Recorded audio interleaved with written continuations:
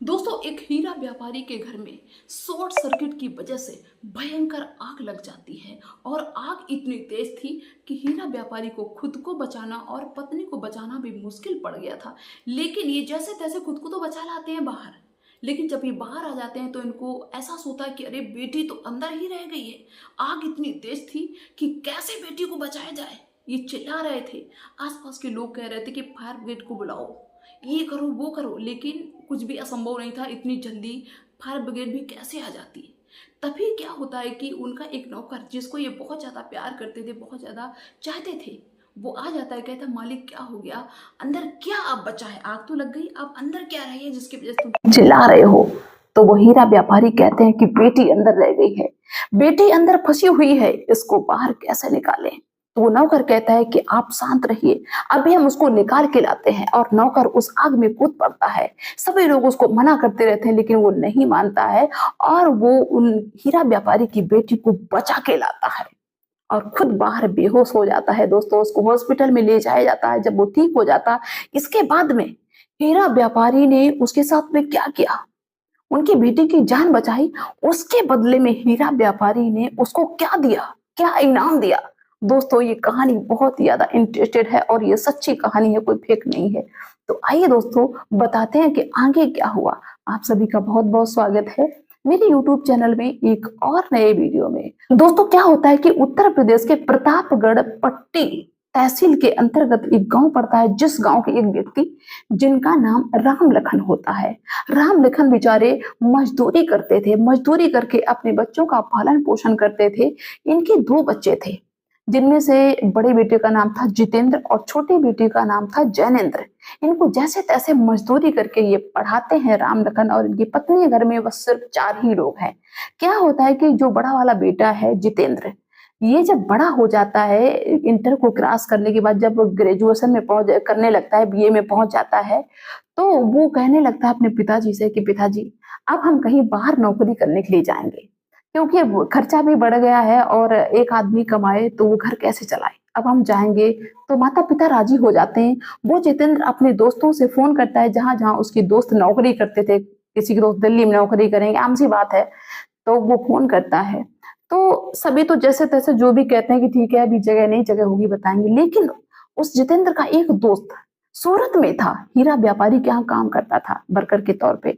तो उससे जब बात होती है तो वो जितेंद्र से कहता है कि जितेंद्र, तुम्हारे एग्जाम खत्म हो जाए, इसके बाद तुम यहाँ पे आ जाओ, हम तुम्हें लगवा देंगे। इसके बाद यहाँ पे तुम्हें सैलरी भी अच्छी मिलेगी और कोई काम में भी दिक्कत नहीं होगी। जितेंद्र तैयार हो जाता है।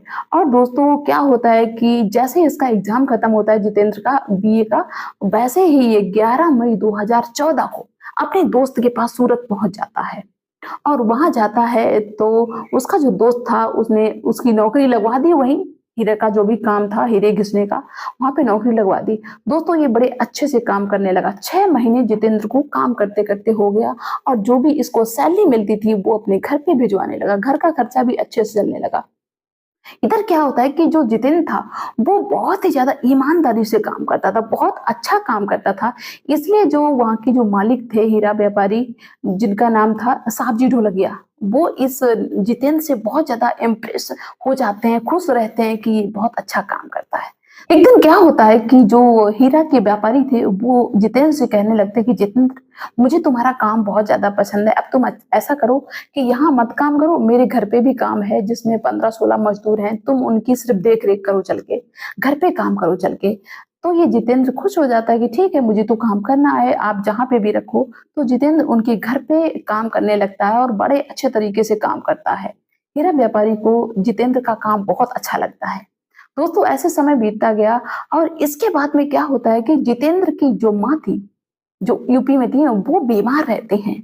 उनका ब्रेन ट्यूमर था, इसलिए डॉक्टर ने ऑपरेशन के लिए बोला था और कहा था कि 2 लाख रुपए पहले जमा करने होंगे।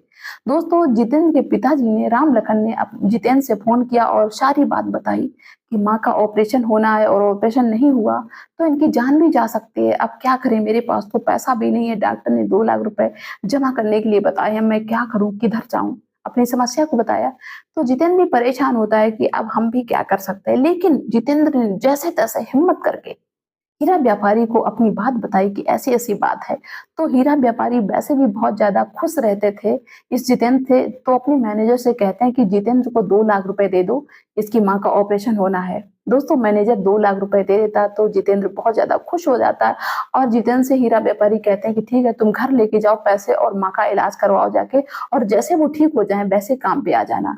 जितेंद्र खुशी खुशी पैसे लेके अपने घर पे चला जाता है और माँ का ऑपरेशन होता है, ऑपरेशन सक्सेसफुल हो जाता है। इसके बाद में बीच बीच में जो हीरे के वो व्यापारी थे वो फोन भी करते रहते हैं कि जितेंद्र कैसी माँ है, कैसी तबीयत है, तो वो बताता है कि ठीक है, बहुत अच्छी है और सब कुछ अच्छे से हो गया। जैसे तैसे दोस्तों 4 महीने का समय बीत गया। हीरा व्यापारी थे, उन्होंने ये बिल्कुल चिंता नहीं की कि मैंने 2 लाख रुपए दे दिए, अब ये पता नहीं लौट के आएगा कि नहीं आएगा। नहीं, वो विश्वास करते थे और कहते थे कि अगर तुम्हें और भी ज्यादा पैसे की जरूरत हो तो मुझे तुरंत बेधड़क बता देना, हम तुरंत पैसे भिजवा देंगे, लेकिन अच्छे से इलाज करवाना। दोस्तों जब जितेंद्र की माँ सही हो जाती, इसके बाद में लगभग 5 महीने का समय लग जाता है। जितेंद्र घर वालों से कहता है कि अब मुझे काम पे जाना चाहिए क्योंकि पैसा भी उनका लिया हुआ है। जितेंद्र काम पे पहुंच जाता है। जब दोस्तों जितेंद्र टाइम से पहुंच गया, जैसा उसने बताया था कि हम आ जाएंगे, टाइम पे पहुंच गया, तो व्यापारी और भी ज्यादा खुश हो जाते हैं कि देखो एक अनजान आदमी है मेरे लिए, मैंने इसको पैसे दे दिए, और कोई होता तो सोचता कि अब हम जाएंगे ही नहीं, क्या कर लेंगे, मेरा टाइम पे आ गया। बहुत खुश होते हैं और भी ज्यादा इम्प्रेस हो जाते हैं। दोस्तों ऐसे ही इनका काम चलता रहता है और बढ़िया से सब कुछ चलता है। क्या होता है कि एक रात को 2017 में रात में शॉर्ट सर्किट की वजह से जो हीरा व्यापारी हैं इनके घर में आग लग जाती है। बड़ा घर था, आग लग जाती है। तो जब आग लग गई तो जब इनकी आंख खुली, देखी तो पूरे घर में आग फैली हुई, क्योंकि इनके घर में लकड़ी का काम ज्यादा था। लकड़ी की वजह से और भी तेजी से आग लग जाती है। और क्या करते हैं कि जैसे तैसे अपने आप को बचाते हैं और पत्नी को बचाते हैं और बाहर निकलते हैं आनन फानन में। लेकिन जब ये बाहर निकल के आते हैं तो इनको ये होता है कि अरे बेटी तो अंदर रह गई। इनकी एक बेटी थी, एक जो कि बहुत ज्यादा सुंदर थी, उसका नाम दीपिका था, वो अंदर रह गई। तो ये चीखते हैं, चिल्लाते हैं कि अब तो आग लग गई, अब कैसे अंदर से बेटी को निकाले, बेटी मर जाएगी, कैसे बचाएं। लोग कहते हैं कि फायर ब्रिगेड को बुलाओ, तो वो कहते हैं कि फायर ब्रिगेड जब तक आई तब तक बेटी तो मर जाएगी, भाई क्या करें क्या ना करें। तब तक यही नौकर जितेंद्र आ जाता है और कहता है कि मालिक अंदर अब क्या रह गया, ये तो पता है कि आग लगी, अंदर अब क्या रह गया जिसकी वजह से आप इतना तेज रो रहे हैं, चीख रहे हैं, चिल्ला रहे हैं। तो ये कहने लगते हैं व्यापारी, अरे दीपिका अंदर रह गई, दीपिका। जब जितेंद्र ये सुनता है तो वो कहता है कि एक कंबल मुझे दे दो, अभी हम बचा के लाते हैं। तो एक व्यक्ति ने इनको कंबल दिया, लेकिन जो हीरे के व्यापारी थे वो कहते कि बेटा अब नहीं बचा पाएंगे दीपिका को, तुम अपनी जान ना गंवाओ, तुम्हारी जान चली जाएगी। लेकिन वो जितेंद्र नहीं मानता है और उस आग में कंबल ओढ़ के कूद जाता है और लगभग 15 मिनट के बाद में वो उनकी बेटी को गोद में लेके निकल निकल के आया। दोस्तों जितेंद्र ने दीपिका को वहीं पे लिटा दिया क्योंकि दीपिका भी बेहोश थी और खुद भी वहीं पे बेहोश होके गिर गया क्योंकि जितेंद्र भी काफी जल चुका था। दोस्तों हीरा व्यापारी थे, वो देखते हैं कि बेटी की सांस चल रही तो वो खुश हो जाते हैं और जल्दी से एम्बुलेंस बुलाते हैं और एम्बुलेंस बुला के दोनों को, जितेंद्र को और अपनी बेटी को, हॉस्पिटल ले जाते हैं और उनका इलाज चलता है। 1 दिन के बाद में दीपिका को होश आता है और तीसरे दिन इस जितेंद्र को होश आता है। जब जितेंद्र को होश आ जाता है तो ये हीरा व्यापारी थे बहुत ज्यादा खुश हो जाते हैं और बहुत ज्यादा शुक्रिया अदा करते हैं। अब तो जितेंद्र उनके दिल में बसने लगा, तो और भी ज्यादा पसंद करने लगे वो जितेंद्र को कि मेरी बेटी की जान बचाई। पसंद तो पहले भी करते थे लेकिन अब और भी ज्यादा। दोस्तों क्या होता है कि अब जितेंद्र को सारे जो घर की जिम्मेदारियां थी वो उन्होंने दे दी, और जब उनकी बेटी दीपिका जानती है कि मेरी जान जितेंद्र ने बचाई है तो वो कहीं ना कहीं इम्प्रेस होने लगती है जितेंद्र से, आकर्षण होने लगता है, वो कहीं ना कहीं पसंद करने लगती है जितेंद्र को। वो ये नहीं देखती है कि मेरा नौकर है, इम्प्रेस हो गई। इसके बाद में वो बस मौका देखने लगी कि कब जितेंद्र मुझे मिले, हम उससे बात करें, उसके पास बैठे।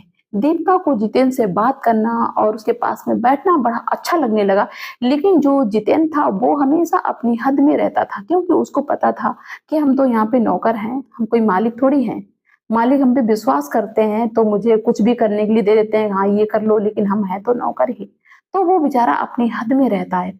लेकिन इधर जो हीरा व्यापारी थे वो मन ही मन बहुत ज्यादा इससे खुश रहते थे। कहते थे काश मेरा बेटा ऐसा होता, काश मेरा बेटा इस तरह का होता तो बहुत अच्छा होता।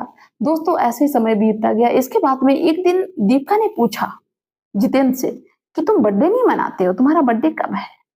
तो वो जितेंद्र कहता है कि बर्थडे तो मुझे पता है मेरा कब है, लेकिन हम लोग गरीब ठहरे, 2 वक्त का सही से खाना भी नहीं चलता, हमारा बर्थडे कहाँ से मनेगा, हम बर्थडे मनाते नहीं है।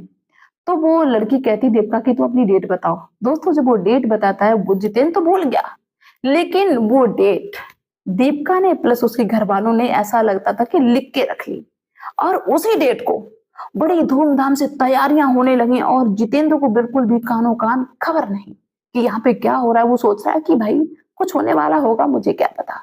इतना डेकोरेशन किया गया, बहुत तरह मेहमान बुलाए गए, बड़े बड़े सबको बुलाया। क्या होता है कि शाम जब होती है तो दीपिका जितेंद्र के पास में जाती है और कहती है, जितेंद्र अपना काम कर रहा था जो भी उसका काम था, आंख में उसके पट्टी बांधती है, कहती है कि चलो बाहर चलो, तो तुमको कुछ दिखाना चाहते हैं। जितेंद्र कहता है कि मुझे क्या दिखाना चाहती हो? तो वो जाता है और जैसे ही वहां पे पहुंचता है जहाँ पे सारी डेकोरेशन थी, पहले अंधेरा था और जैसे ही जितेंद्र की आंखी पट्टी खोली वैसे ही एकदम लाइट जगा दी। अब वहां पे इतना भयंकर डेकोरेशन और लोग और दुनिया भर के इंतजाम और एक बड़ी सी केक। और जो हीरा व्यापारी थे वो भी खड़े, उनकी पत्नी भी खड़ी है और देखते हैं कि सब मेरे लिए किया गया। वो लड़की कहती आज तुम्हारा बर्थडे है, तो जितेंद्र को याद आता है कि हाँ आज मेरा बर्थडे है, लेकिन वो शॉक्ड रह जाता है कि हम नौकर हैं, हमारे लिए इतना डेकोरेशन किया गया। उसकी आंखों में आंसू आ जाते हैं। तो जो हीरा व्यापारी हैं वो भी रोने लगते हैं और उसको गले से लगा लेते हैं और कहते हैं कि देखो तुमको वो गाड़ी पसंद थी, एक बढ़िया सी 2 व्हीलर गाड़ी, बाइक महंगी थी, कहा तुमको वो पसंद थी, आज मैं उसको तुम्हें गिफ्ट में दे रहा हूँ। वो गाड़ी जब गिफ्ट में दी और जितेंद्र ने देखी तो जितेंद्र तेज तेज रोने लगा, क्योंकि हमेशा गरीबी देखी थी, अमीरी तो देखी नहीं, कभी ख्वाहिशें पूरी हुई नहीं, 2 वक्त का खाना ही सही चला। दोस्तों क्या होता है, इसके बाद में हीरा व्यापारी ने ये ऐलान किया कि अपनी बेटी की शादी हम इसी लड़के से करेंगे। जितेंद्र से पूछा भी नहीं और कहा कि इसी से करेंगे, क्योंकि लड़की पहले ही अपने पिताजी को बता चुकी थी कि पिताजी हम इसको पसंद करते हैं, जितेंद्र को शादी करेंगे तो इससे ही करेंगे। दोस्तों वहां पे अनाउंस कर दिया जाता है। इसके बाद में 2018 में जितेंद्र की और दीपिका की शादी बड़े ही धूमधाम के साथ में कर दी जाती है और जो भी कारोबार का काम था दीपिका और जितेंद्र संभालते हैं। जो साहब जी ढोलकिया हैं, बहुत ज्यादा फेमस व्यक्ति हैं, सर्च कर लेना। तो दोस्तों ये थी उनकी बेटी की शादी की कहानी, कैसे उन्होंने एक मजदूर के बेटे को करोड़पति बनाया, क्योंकि या बेटी और दामाद के हाथ में कि तुम ही करो, तुम ही संभालो, तुम ही देखो। वो सिर्फ अपना जो भी थोड़ा बहुत काम है उसको देखते हैं, बाकी सारा काम यही देखते हैं, उसका मालिक बना दिया।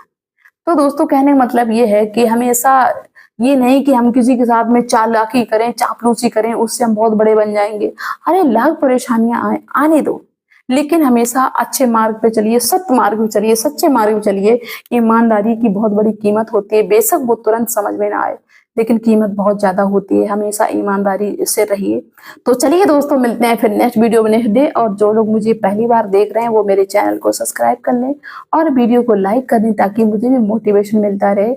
और आप कहाँ से मेरा वीडियो देख रहे हैं कमेंट्स में जरूर बताना।